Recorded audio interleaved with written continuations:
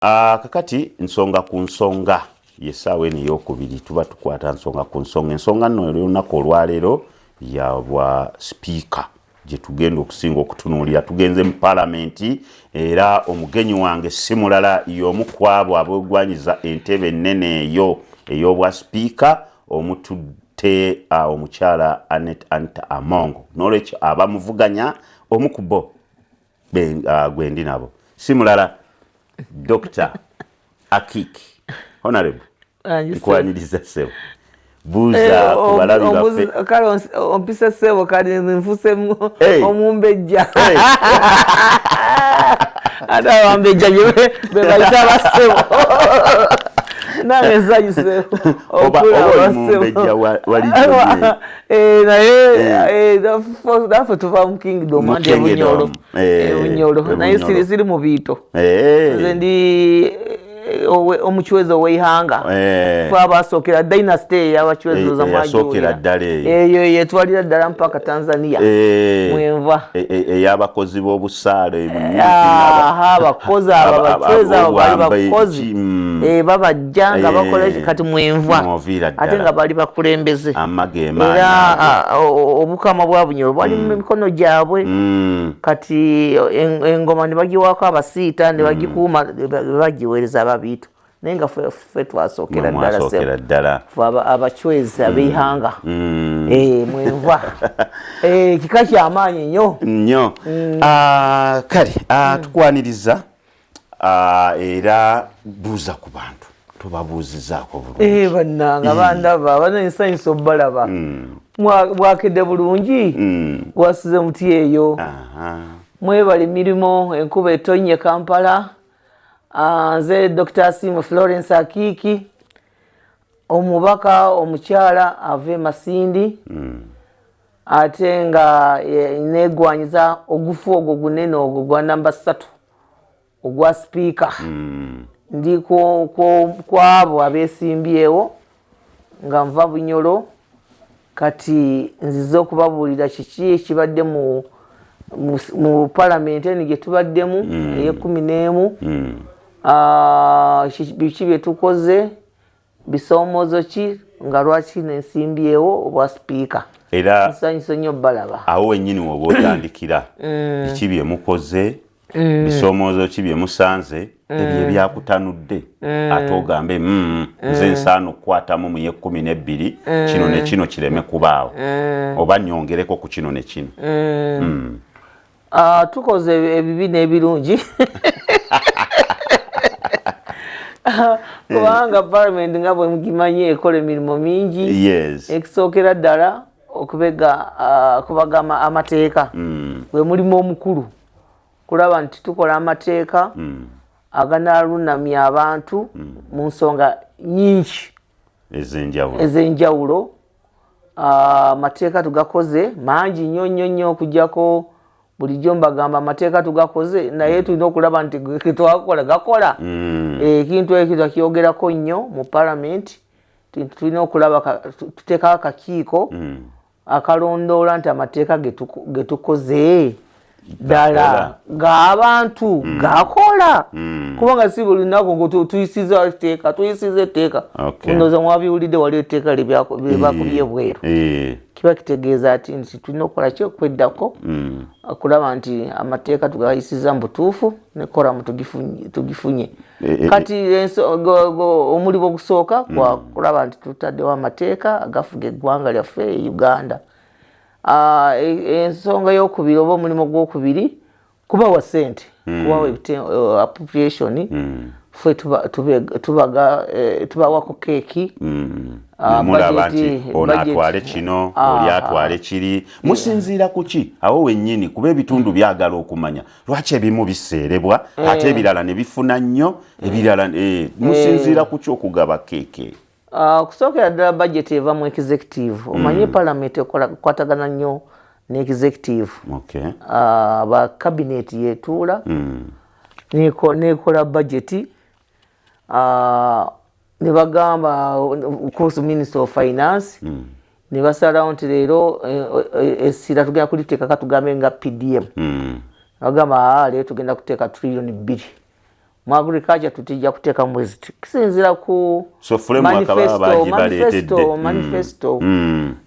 tulina manifesto yaffe ngaffe ba NRM tugambe emyaka gino 5 20 gye tulimu 26 mpaka 31 kiki kye tugenda okusaako nnyo essira kati budget zonna zirina okubanga zigoberera manifesto eyo wamu na National Planning Authority kubanga budget bagikola nga bakwataganira wamu n'ekitongole ekyo ekya National Planning Authority kubanga ekyo ekitongole ekyo kirina okupulaningira eggwanga embeera nga bwerimu oba statistics oba ebibalo biraga kiki ekikoseddwa nnyo kati president oba torchbearer omukulembeze w'ekibiina chairperson wa NRM kati ye yawangudde kati ye naye n'akola manifesto ye kusinziira ku ebyo biriwo kati ne budget bweva mu cabinet esinza ku bintu ebyo bye baagala okuteekako essira emyaka egyo 5 so bwe babireeta okukosi naffe tubikubisa aba MP nabo ne bateekamu amagezi gaabwe naye era aba cabinet oluusi balemerako ne bagamba kino kibeere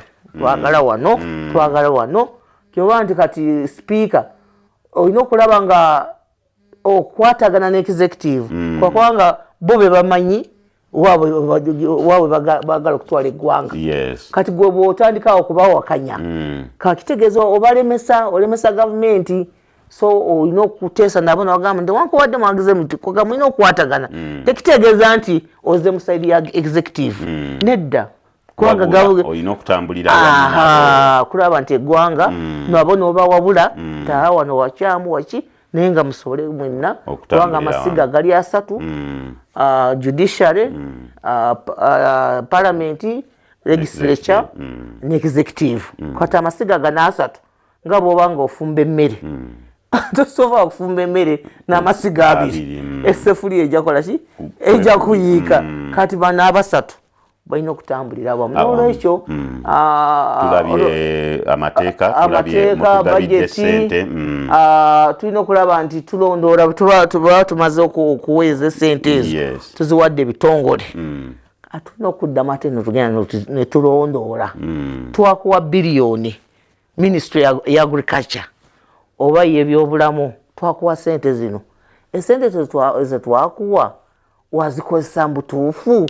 wakola ebintu byowagamba ogenda kukola kubanga buli minisitule mujja balaba nga mundooza mubalaba ennaku zino buli omu aleeta budget ye tugenda kukola kino nalabye ejjo nga tuli mu ministry of works tugenda kukola kino tugenda kukola kino tugenda kukola kino kale ne tubiyisa tugamba kale tuzibawadde kati ate ffe parliament ng'eyita mu bukiiko kubanga tulina obukiiko committees 29 naye nga obusinga bwa sectoral committee obwe 15 oba 14 bwe bulina ogenda ne bulondoola emirimu egyo esente twazibaweereza katubalondoole kati yo oversight role zeze satu kubanga representation eba party yaba MPs balina okujja mu parliament ne batubuulira ebizibu kati nga speaker ne bakubulira waffe kiri bubi eno kiri bubi so emirimu egya parliament gyekisinga esatu gyenjogeddeko naye okuwuliriza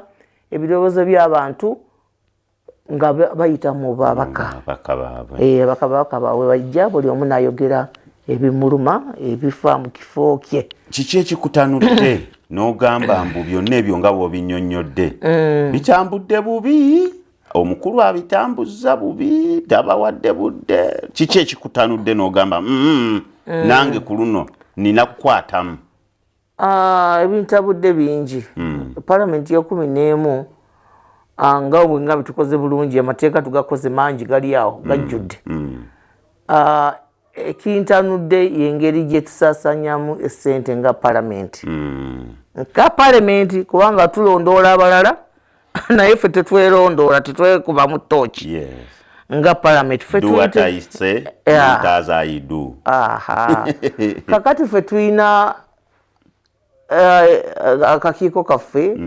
ke bayita parliamentary commission. Yes. Parliamentary commission yeina sente ezirabirira parliament yonna emirimu gyonna egiri mu parliament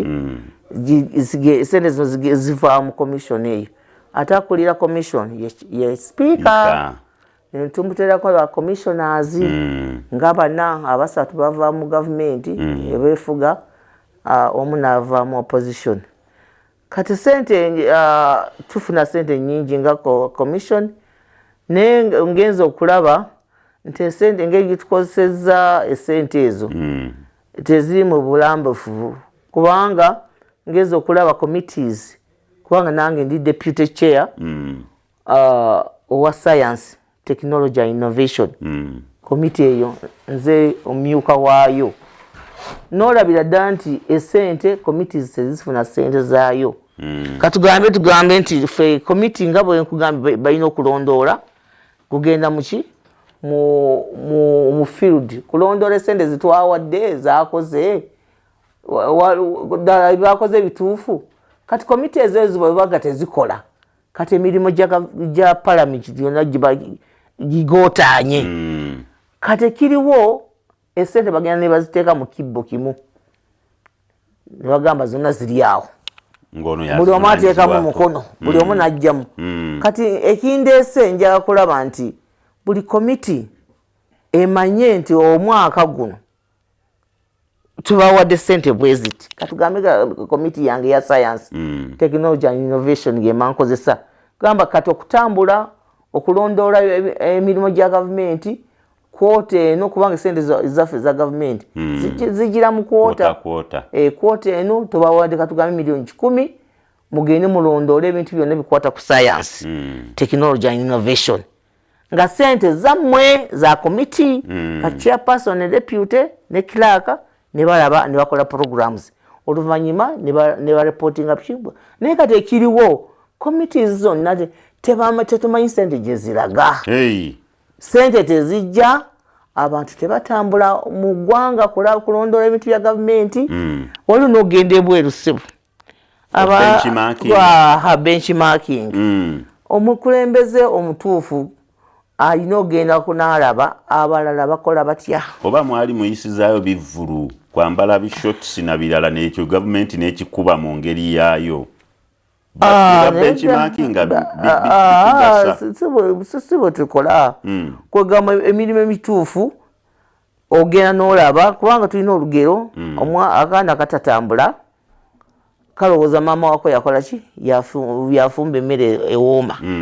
kati ba MP bano okimanyi nti bazze abamu bavudde tebatambulanga nako tebamanyi parliament endala zikola zitya ebintu bikolebwa bitya kati tuwa omukisa aba MPs bano nabo bagende batambuleko balabe awalala banaayiga bazze bajje bakole ki batubuulire balabe Uganda yinza okukopa tuyinza okukolako ebirungi ebifaanana bwe biti nga bwe bagamba abaganda muteragamba kutambula kulaba kudda kunyumya si bwe ngamba nze ngamba kujja kukola tulina okukyusaamu enjogera eyo kutambula kulaba kujja kunyumya ng'onyumya biki nkunyumize naawe opiikinga kunyumya bunyumya kakale byokunyuma wane natambudde nanyumiddwa nekubisa ebifaananyi ebitokitoko kati byowayigayo biki byoleese mu Uganda tubikole tube nga bali abakoze obulungi n'olwekyo esente za committees tetuzifunye mwawulira ebyaliyo nti commissioners beewa sente ndowooza mwabiwulira abamu bafuna milioni 4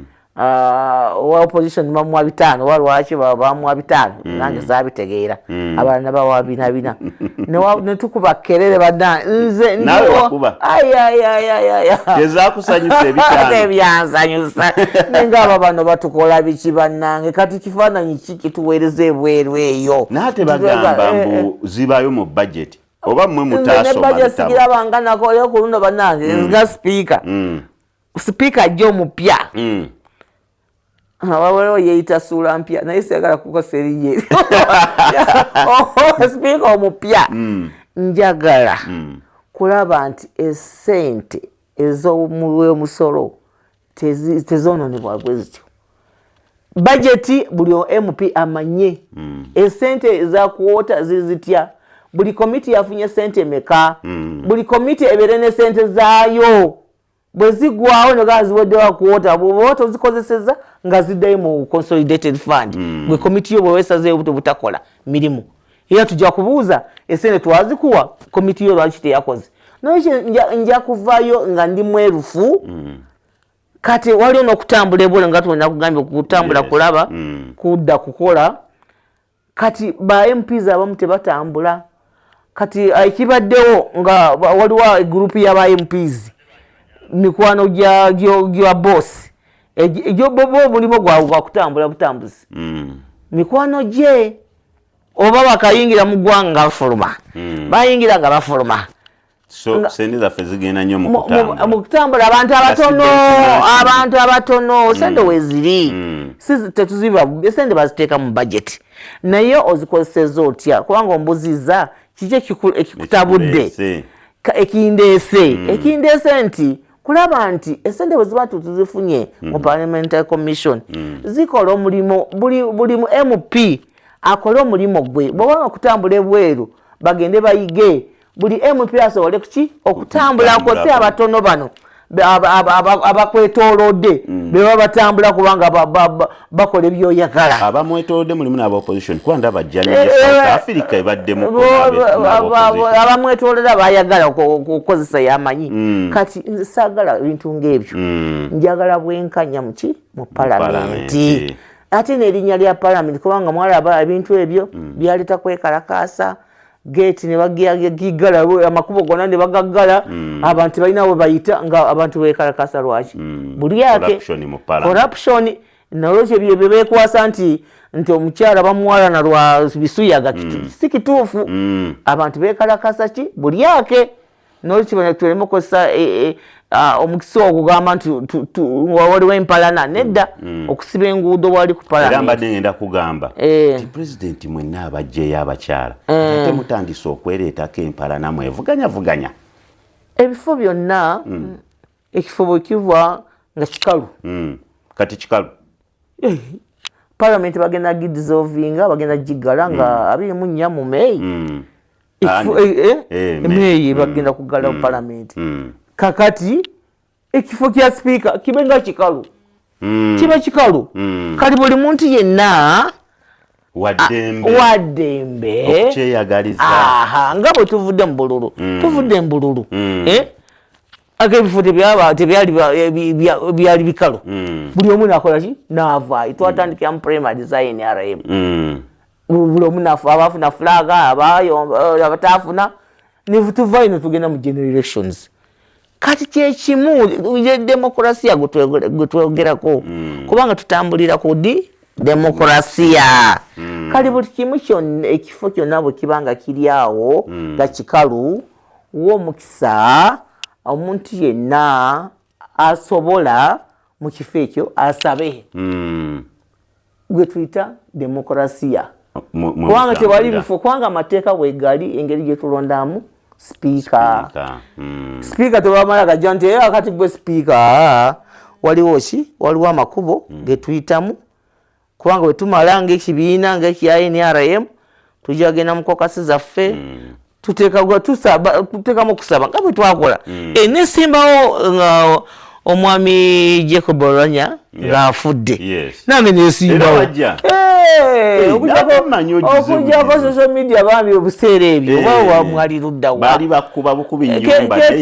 KTV mwaliwo 22 nesimbawo twaliwo nnyo naye media awo teyali yamaanyi naliyo anateekayo so omukulu oyo bwe yafa nange neteekayo twali 13 abateekayo okusaba era gundi Dr. Otango Doi yagamba banange mujje muteekemu okusaba ne tugenda wali Kyadondo ne tuteekamu ebipapula byaffe amanya n'agatwala muki mu SEEK. N'oba muwulize gwe tewajja independent. Sajja independent. Bwe SEEK bwe yasalawo nti gundi yagira nengamba kale katukkirize bwekityo bwe kiri naye nga naye njagala kwekalakaasa katutandikiraawo katuwumulemu katono tutandikiraawo tujjewo tubuulire lwaki wali oyagala kwekalakaasa ate wali wagondera ekiragiro kya SEEK kuno SEEK etugamba bweyayisizaamu ono lwaki ku luno oganye okugondera ekintu kya SEEK tovaawo nze asobola okuleeta obwenkanya mu Parliament okusinziira nga bw'atutegeezezza. Dokita, obadde otugamba nti naye ngenda kwekalakaasa omulundi gwasooka bwe twasaba nga omwami Oulanyah ng'afudde awumule emirembe akakiiko ka SEEK buli omu bamuwa dakiika 3 tweyogereko 3 zokka ze baatuwa. Chair teyaliiwo baatuwa vice Alhaji Kigongo yalimu mu ntebe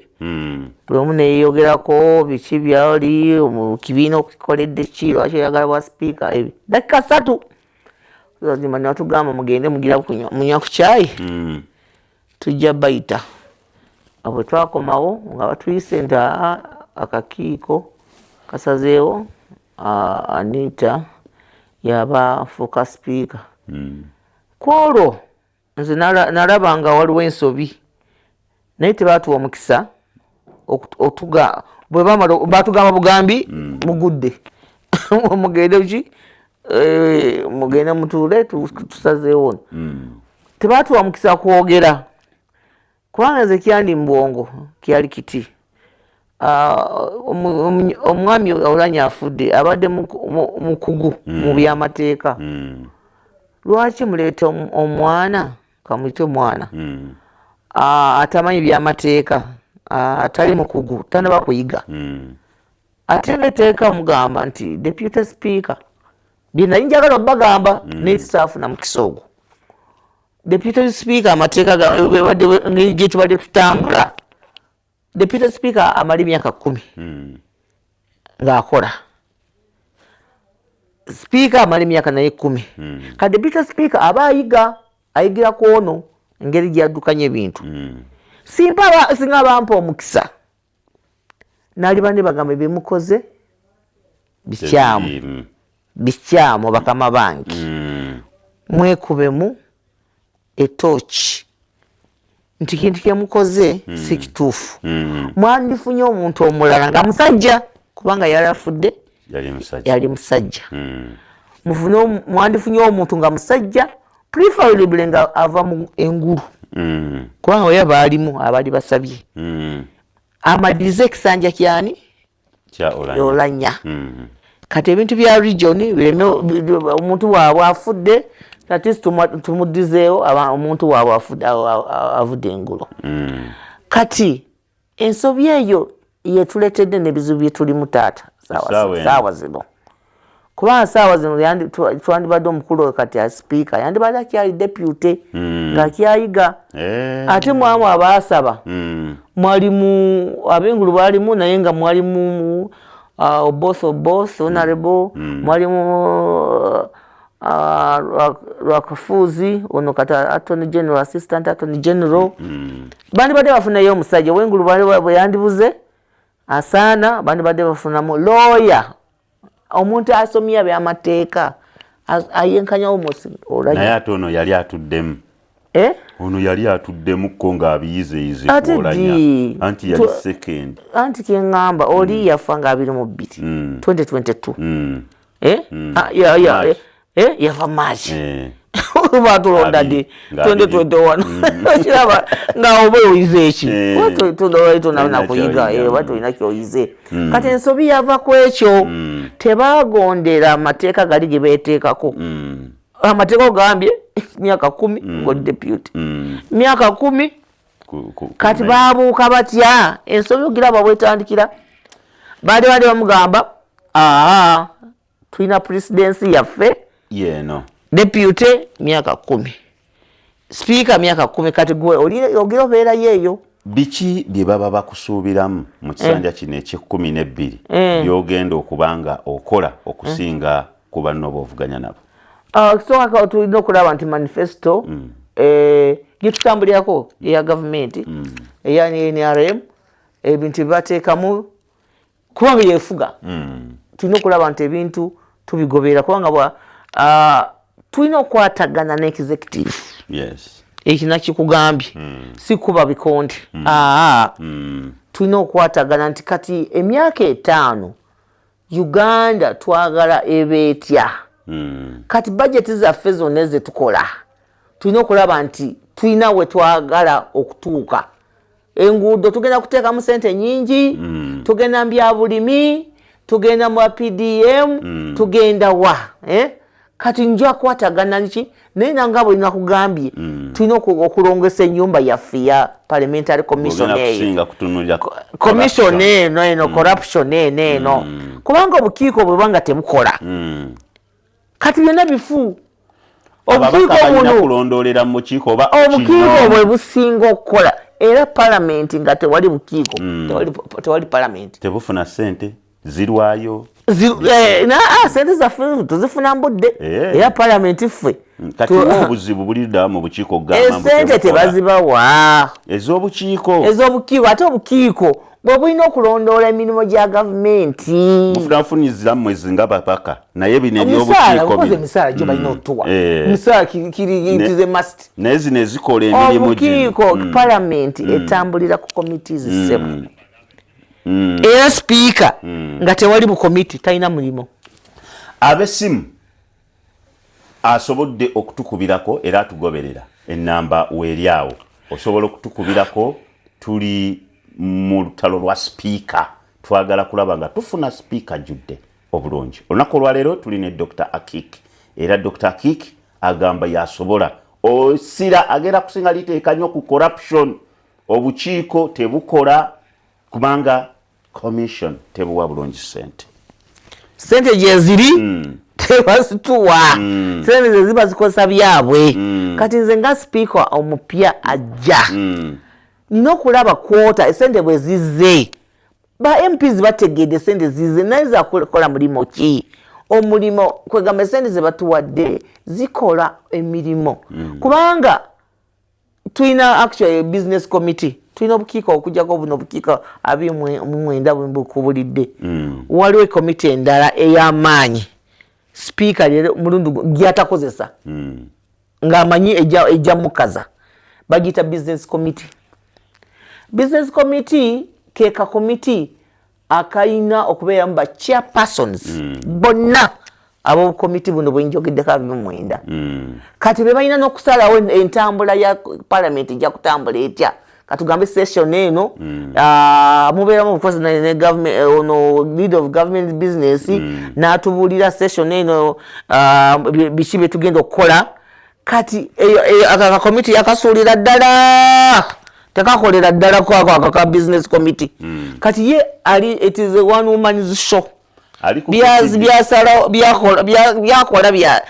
yasalawo yeka byayagala anti amongo tagoberera amateeka ga parliament tagoberera amateeka parliament erina amateeka nange gyewunya kubanga parliament y'amateeka naye ate amateeka tetugagoberera kubanga business committee ddala yalagiisa emirundi emeka kubanga ffe tulina okumugaidinga nti waliwo kino committee oba aba members kubanga aba chairpersons of committees committee muliko abantu nga 3-4 be balina okubuulira entambula ya parliament nga bweri ba members balina ebizibu ki oba mu district waliyo ki naye ye yasalawo bwa n'agamba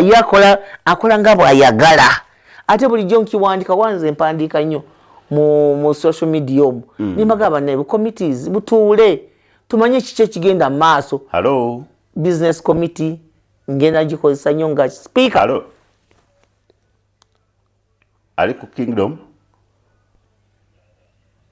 kale ddamu oyite ku namba ezo network emusumbuwamu kompulira simuwulira bulungi. Ddamu otukubireko yitaawo bw'oba olina ekibuuzo kyonna kyewandyagadde okubuuza omu ku abo abeesimbyewo ku bwa sipiika. Halo. Kale munnange ani ono? Oh, sorry. Kale ddamu oyitira awo mukwano gwange atulaba essaawa eno tujja kusobola okubeera nga nate twogerako ffenna tusooke tumanye biki ate ggwe byewandibadde olowooza ku sayidi ey'obwa sipiika. Wandibadde olowooza yandibadde afaanana atya, yandibadde ayina kukola biki nga kuba n'abantu eno ssebo batusalirawo sipiika waffe oyo nedda ekintu yanditambuza bw'ati batera okugamba nti sipiika ebintu byakola ebimu ebisinga obungi biva directives okuva omutumiriza amateeka simanyi biki ebyo ate gwe mpulira wakanya nnyo onoowakanya ebya mukamaawo ansooke nfuna ono. Halo. Joseph Teresa Amukaawo tulabe ddamu obampe mpola mpola tobivaako tetenkanya paka last directives ezo oba balimba kubanga mbwe ebintu biva waggulu museeke muki nebibanga bitambula in favor of the ruling government. Katugambe nga bwe nkugambye buli gavumenti eyina entambula nga eyina engeri yayagala kutambuza ebintu byayo. Katugambe ne bwebanga newankubadde nuupu eyayitawo naye yandibadde ejja ne manifesito yaayo. Kubanga bw'obanga toyambadde engatto otomanyi ki akayinjawo nga bwe kaluma. Kwegamba buli omu ayogera tanayingira mu ntebe eyo. Kati nobwankubadde nuupu yeri mu ntebe naye yandibadde ejja ne manifesito yaayo ng'erina kusoosowaza manifesito. Kati sipiika era yandibadde ava muki mu nuupu. Ontegera bulungi tebasobola kuleeta wa NRM aja akulire olukiiko lwaki lwa palamenti kubanga sipiika yatambuza ebintu bya gavumenti, yatambuza ebintu bya executive okujjako ffe palamenti independence yaayo kulaba nti executive bweba tekoze byesaanidde okukola. Palamenti eva inagamba gundi minisita gundi waliwo ekikyamu kyewakoze genda maaso okole ki weetereze gwe mulimo gw'abagundi ba MPs kubanga executive gundi parliament eriwo okulaba nti erondoola esente z'omuwi w'omusolo era olina okulaba nti emirimu gituuka mu bantu service delivery. Kati awo tugambe aba executive sigamba nti mujja kukuba bikonde tugamba gundi ministry yo nkyamu twabawa ssente mwazirya abamu batubasibe buli omukoga tubanga tubeerawo kubanga ba MPs baba bamanyi ebintu ebyo webikola kubanga tebabikolera mu bbanga babikola mu districts zaffe. Bwe tuba tugamba nti waliwo oluguudo lulina okukolebwa nomugera nemukola gadibanda ngalye kati MP ajja mu palamenti n'aloopa mu palamenti kati ffe nitudda mu executive your excellency minisita wo talina byakola kati minisita excellency bwagamba nti minisita talina byakola oyo ayinza okukola ne reshuffle. So tukwatagana nga bwe nagambye amasiga galaaga kati bwe tugamba nti tusibye omuntu kati tetugeze mu judiciary ni minisita tukusibye kubanga byewakoze temuli maki kati judiciary nawe kola ogugwo londoola poliisi mu investigating oyo minisita ono biki byeyakola amasiga aga singa munagenda mu kakungunta akammwe eyo ne kavaayo nga it's not in your favor tusubireyo okwekalakaasa okulala nga luli kati twatuvudde kakati luli seekalakaasa kubanga ngambye tebampa mukisa kubagamba byemukoze bagama bange sibikyamu kubanga presidency temugigoberedde ku luno akange kagenda kuggwera kololo. Akange kaggwera kololo kubanga president bwe yali awa state of the nation address 2024 yagamba nayimpulira buwulizi naye leero nakikakasizza nti obuli bwanguzi buli mu palamenti ne Minister of Finance yakyogera yekenyini yekenyini President Yoweri Kaguta Museveni yakamba nange mbadde mbiwulira buwulizi naye nakakasiza ntekiri mu Parliament kiri tekigambibwako kirala nnyo kati nye nagamba procedure your excellency procedure eri wano si tugamba mubeerawo mulimu point of order point of procedure nange ngenda kuvaayo point of procedure yiyo excellency kati kuwagamba tulina obulyake kati ate ogenda kutuddizawo omulyake tanaba proved ye akyogera statement uliza byengambye yayogera his excellency ne recording weri yagamba yarawulira buwulizi naye abirabyeko ayina proof ndi Parliament ejjudde buki obulyake musekendi tebisembayo ng'osiibula amangu ago tumaze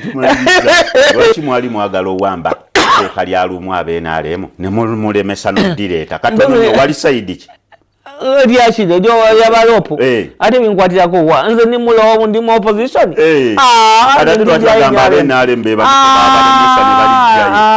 nzisibisa birimuze oba beeronda abo bakola batya beeremesa bokka siriyo ziriwa NRM beeronda oba beeronda we bamanyi bannanga abadde abamwe bale nnyo webale okufuna obudde ne mutulaba noze ensonga muzitegedde naye mbasaba mubulira bakaba bammwe be mwalonze balonde Asiimwe Florence kubanga ssebo byonna tubyogera naye emikono gyonna giri mu babaka abo 529 n'obutayogera ne tusulayo college eri bantu 529 so mubagamba baye be mwalonda nti bannange omukyalo mutuufu agenda okuwesekitiibwa Parliament ya Uganda ye Dr. Asiimwe Florence Akiki omukazi w'eddiini atya Katonda ayagala obwerufu atayagala kukwonona essente z'omuwi wa musolo ayagala nti ebintu bituuke mu bantu n'amateeka amalungi agayamba abantu. Olinayo sanctions zimeka? Sirina adatambule bweru kubanga abamu tebasobola kutambula okujjako ogenda mu Vatican betyo betambudde bannange katugere manafa abazayi Pashua's Prayer Mountain teweerabira lunch hour ne Apostle Austin Francis okuva eggano olwaleero so nga ate n'olukuŋŋaana gye luli crusade wali eri Essalama ate nga ne conference ssaawa 3 zino